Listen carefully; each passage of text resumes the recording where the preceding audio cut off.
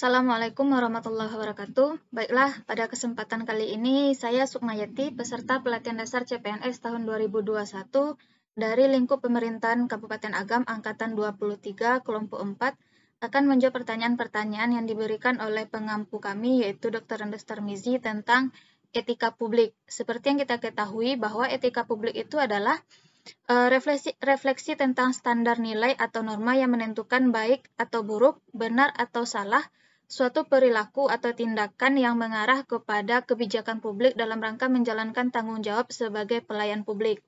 Nah, di sini sesuai dengan pertanyaan yang pertama yang diberikan oleh Bapak pengampu kami, yang pertama, coba berikan contoh idealnya seperti apa sosok PNS yang mempunyai nilai-nilai etika publik dalam melaksanakan tugasnya.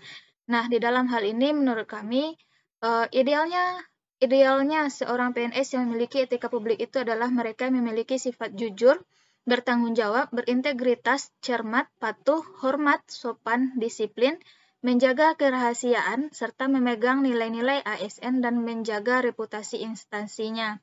Nah, di dalam hal ini yang pertama, seperti yang kita ketahui bahwa seorang ASN itu adalah seorang yang jujur. Ketika dia melaksanakan tugas dan tanggung jawabnya, maka dia harus berperilaku jujur. Tidak ada yang, sehingga dengan kejujuran tersebut mampu mengantarkannya kepada pekerjaan yang bersih dan terbebas dari tindakan-tindakan yang tercela. Kemudian bertanggung jawab, apapun tugas yang diberikan kepadanya yang sesuai dengan tanggung jawabnya, maka dia harus mampu untuk mempertanggungjawabkannya. Artinya di sini dia mampu bersikap akuntabel terhadap amanah yang diberikan kepadanya. Kemudian berintegritas dan juga cermat. Kemudian dia harus patuh kepada aturan-aturan yang ditetapkan oleh lembaga atau institusinya atau di mana dia bekerja. Kemudian hormat dan sopan baik terhadap atasan, terhadap sesama rekan kerja ataupun terhadap orang yang berada di bawahnya yang berada di dalam lingkungan pekerjaan tersebut. Kemudian selanjutnya dia haruslah disiplin. Seperti yang kita ketahui, kedisiplinan seseorang bisa menunjukkan apakah seseorang itu memiliki etika yang bagus. Jika dia saja tidak disiplin terhadap dirinya, tentu itu akan berpengaruh kepada hal-hal yang lainnya. Kemudian menjaga rahasia. Di dalam hal ini, seorang ASN itu harus mampu menjaga rahasia yang menjadi rahasia lembaganya saja. Artinya ketika hal tersebut tidak boleh dibicarakan keluar, maka dia harus mampu menjaga kerahasiaan suatu urusan di dalam kantornya. Kemudian memegang nilai-nilai ASN dan juga menjaga reputasi tempat dia bekerja. Mungkin itulah sesuai dengan pertanyaan pertama tentang bagaimana idealnya etika publik dalam dibagi seorang ASN. Kemudian pertanyaan yang kedua, bagaimana kondisi real atau senyatanya yang kita lihat di lingkungan bekerja seperti apa sesuai dengan pertanyaan yang nomor 1. Nah, kalau dilihat dalam lingkungan kerja, maka saya sebagai seorang yang bekerja di dalam bidang sebagai seorang guru, maka di dalam hal ini seorang ASN yang ideal itu dia harus mampu membimbing peserta didiknya sesuai dengan tujuan pendidikan yaitu mencerdaskan kehidupan bangsa. Berarti dia harus mampu membimbing bagaimana dia mampu mentransfer ilmu pengetahuan dan juga mentransfer nilai-nilai moral dan sikap-sikap kepancasilaan yang ada sehingga mampu dia memberikannya kepada peserta didik. Kemudian kejujuran yang profesional. Seorang ASN dalam lingkup seorang guru, dia harus mampu bersikap kejujuran yang profesional. Artinya ketika dia memberikan pelajaran kepada siswa itu harus sesuai dengan kurikulum-kurikulum yang ada di dalam lingkungan tempatnya bekerja. Kemudian harus memiliki komunikasi yang baik. Baik itu dengan dia sebagai seorang guru terhadap sesama guru, terhadap atasannya, kepala sekolah dalam hal ini, ataupun terhadap siswa, dan juga terhadap orang tua siswa yang merupakan bagian dari lingkungan pendidikan di dalam sekolah. Kemudian seorang ASN itu dalam lingkup kami haruslah mampu menciptakan suasana yang harmonis, artinya dia mampu berbaur dengan lingkungan sekitar. Kemudian meningkatkan mutu pendidikan sesuai dengan tujuannya, yaitu seorang profesional itu harus mampu meningkatkan mutu, artinya harus ada perubahan-perubahan setiap waktu terhadap dunia pendidikannya. Dan juga yang selanjutnya dia harus mampu menjaga hubungan baik dengan sesama warga di lingkungan sekolah. Dan kondisi realnya di sini menurut kami dalam hal ini yang kurang di dalam lingkungan pendidikan kami yaitu mengenai peningkatan mutu pendidikan. Nah, di dalam hal ini guru-guru sudah terbiasa menggunakan metode-metode yang lama. Artinya di sini tidak ada pembaharuan-pembaharuan terhadap metode, tidak ada inovasi dalam pembelajaran, sehingga mutu pendidikan semakin lama itu sepertinya monoton, tidak ada perubahan-perubahan di dalam hal itu. Kemudian pertanyaan ketiga, kenapa hal tersebut bisa terjadi? Kenapa guru di lingkungan kami itu tidak mampu meningkatkan mutu pendidikan? Karena satu hal di sini yang paling penting adalah kurangnya sarana dan prasarana pendidikan. Sekolah kami belum memiliki listrik, artinya tidak ada lampu di sana, tidak bisa menghidupkan komputer, tidak bisa memprint, sehingga ketika kita membutuhkan media pembelajaran yang seharusnya diprint pada waktu itu, kita tidak mampu melakukannya. Dan juga kurangnya sarana dan prasarana itu sangat membatasi ruang gerak seorang guru bagaimana dia mampu menginovasikan pembelajaran di lingkungan pendidikan tersebut. Sehingga mutu pendidikan pun semakin lama hanya monoton dan berjalan di tempat tanpa ada perubahan yang berarti. Kemudian, pertanyaan yang keempat, coba berikan gagasan untuk menjawab ketimpaan yang terjadi di lingkungan tempat bekerja. Menurut saya, untuk proses peningkatan mutu pendidikan ini, maka sekali lagi kita harus memiliki sikap rela berkorban. Nah, sesuai dengan nasionalisme kemarin, bahwa kita harus memiliki sikap rela berkorban. Artinya, walaupun di sekolah tidak mampu, tidak ada listriknya, berarti kita harus rela pergi keluar ke daerah yang lebih jauh lagi, atau menumpang di tempat lain agar bisa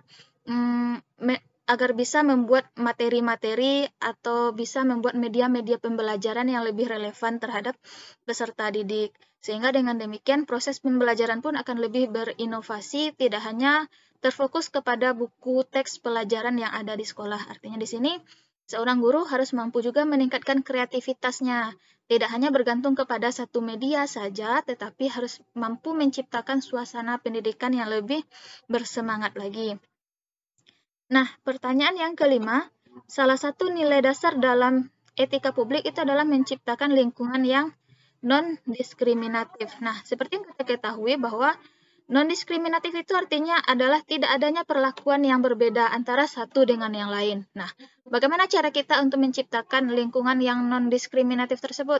Artinya di sini, untuk menciptakannya adalah kita harus menganggap bahwa semua orang itu, semua manusia itu pada kodratnya adalah sama. Tidak ada dibedakan, apakah dia cantik, apakah dia ganteng, atau apakah dia kaya, ataukah dia miskin, apakah dia pintar, ataukah dia bodoh. Kan sering kita lihat bahwa ada beberapa guru yang hanya mementingkan ketika pembelajaran, anak ini pintar, maka dia akan sering bertanya kepada anak tersebut. Sedangkan apabila ada anak tersebut kurang dalam kognitifnya, dia lebih sering mengabaikannya. Nah, dalam hal demikian tidak boleh dilakukan. Artinya, dia harus memberikan perlakuan yang sama antara semua siswa yang ada di lingkup pendidikan tersebut. Malah seharusnya dia harus lebih memberikan perhatian ekstra kepada anak-anak yang memiliki kemampuan kognitif yang lemah. Nah, dengan demikian akan terhindarlah dia dari tindak non-diskriminatif. Dan selain dari itu pun, ketika kita berhubungan dengan wali murid atau orang tua siswa, walaupun orang tuanya kaya ataupun orang tuanya miskin, maka kita harus memberikan perlakuan yang sama. Tidak hanya memandang, karena dia kaya, dia dilayani terlebih dahulu.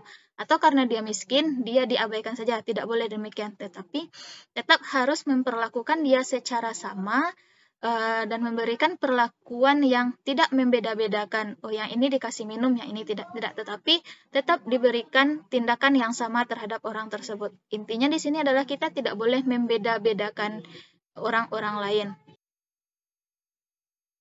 Nah, pertanyaan yang keenam di sini yaitu tentang pada prinsipnya ada 3 dimensi etika publik. Salah satunya adalah dimensi modalitas. Pertanyaannya, bagaimana bentuk konkret saudara menerapkan dimensi modalitas ini dalam pelayanan publik? Nah, seperti yang kita ketahui bahwa dimensi modalitas itu adalah bagaimana seseorang bisa bertindak baik atau berperilaku sesuai dengan standar etika yang ada. Nah, untuk menentukan standar dari dimensi modalitas itu, atau tolak ukur dari dimensi modalitas itu ialah seorang itu harus akuntabel, kemudian transparan, dan juga netral. Nah, di dalam hal ini Ketika seorang akuntabel berarti dia mampu bertanggung jawab terhadap amanah yang diberikan kepadanya.